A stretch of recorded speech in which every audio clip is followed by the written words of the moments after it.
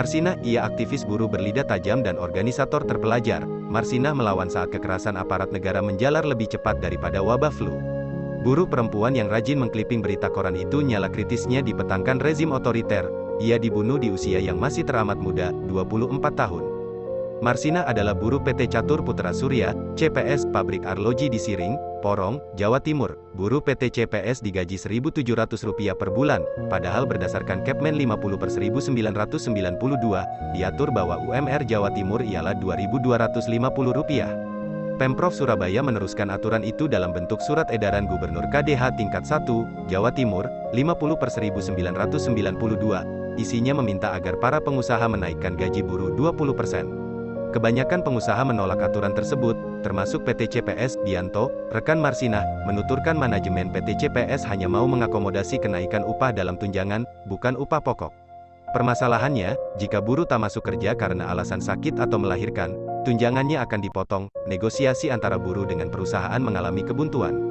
Karena itu, buruh PT CPS menggelar mogok kerja pada tanggal 3 Mei tahun 1993. Ada 150 dari 200 buruh perusahaan itu yang mogok kerja, seperti diungkap dalam laporan investigasi Yayasan Lembaga Bantuan Hukum Indonesia, YLBHI, bertajuk Kekerasan Penyidikan dalam Kasus Marsinah, 1995, pengorganisasian para buruh sebenarnya sudah matang beberapa hari menjelang mogok kerja. Tidak usah kerja, teman-teman tidak usah masuk, biar Pak Yudi sendiri yang bekerja, kata Marsinah, sebagaimana tercatat dalam Elegi Penegakan Hukum, Kisah Sungkuning, Prita, hingga Janda Pahlawan, 2010. Yudi yang dimaksud adalah Direktur PT CPS, Yudi Susanto. Mereka membawa 12 tuntutan, lihat infografik, mulai dari menuntut hak kenaikan upah 20% hingga membubarkan Organisasi Serikat Pekerja Seluruh Indonesia, SPSI, di tingkat pabrik. SPSI adalah satu-satunya organisasi buruh yang dinyatakan legal oleh rezim otoriter Soeharto. Bianto menjelaskan bahwa kala itu reputasi SPSI buruk dan nyaris selalu berseberangan dengan kebutuhan kolektif buruh. Sementara bagi SPSI, serikat buruh adalah mitra bagi perusahaan.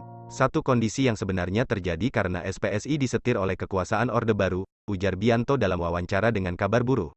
3 tahun lalu, Marsinah ambil alih komando saat aksi mogok hari pertama. Yudo Prakoso, koordinator aksi, ditangkap dan dibawa ke kantor Koramil 081604 Porong.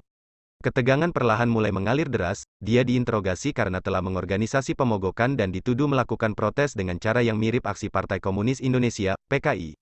Sorenya, Prakoso kembali ke pabrik karena dipaksa aparat Koramil. Mogok kerja di hari pertama itu tak mempan. Prakoso disibukkan dengan pemanggilan oleh aparat militer.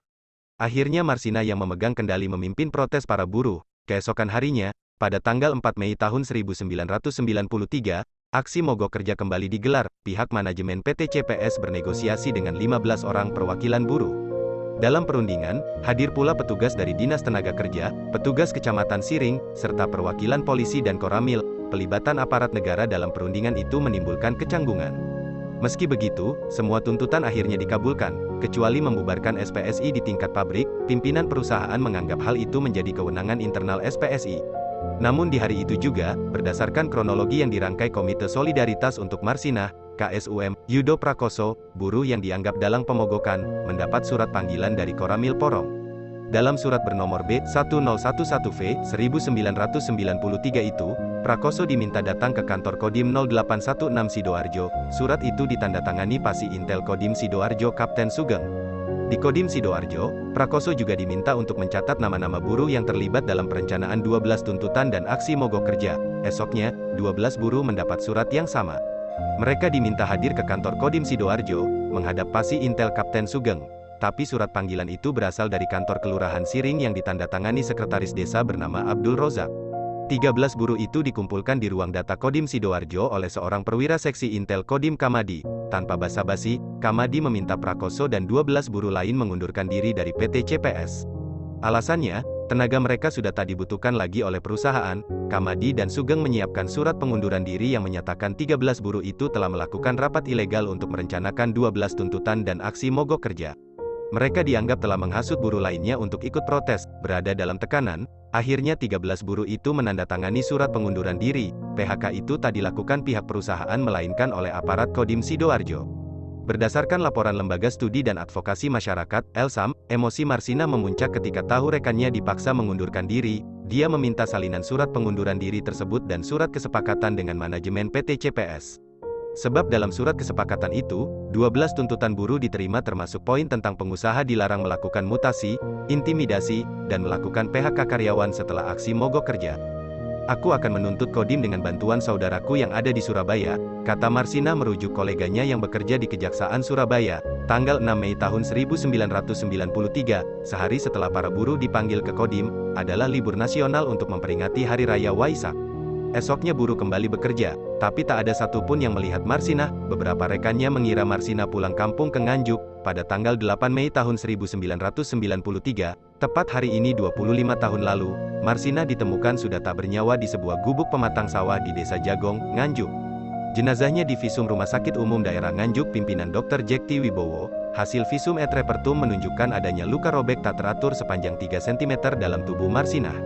Luka itu menjalar mulai dari dinding kiri lubang kemaluan, labium minora, sampai ke dalam rongga perut. Di dalam tubuhnya ditemukan serpihan tulang dan tulang panggul bagian depan hancur. Selain itu, selaput darah Marsina robek, kandung kencing dan usus bagian bawahnya memar, rongga perutnya mengalami pendarahan kurang lebih 1 liter.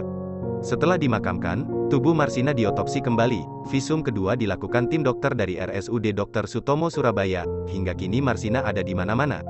Dia menyelinap di berbagai produk payung hukum bagi hak buruh. Dalam putusan MK dan pengadilan, nama Marsina kerap disebut, misalnya dalam putusan 100 PU/X 2012, Margarito Kamis menjelaskan bagaimana Marsina menjadi tolak ukur bahwa buruh harus dilindungi.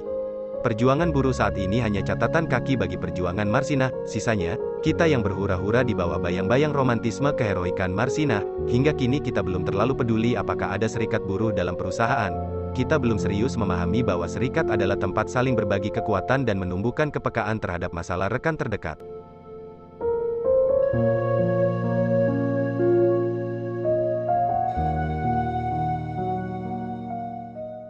Terima kasih telah menonton, jangan lupa saksikan terus video-video berikutnya hanya di Jayasti Channel. Sampai jumpa.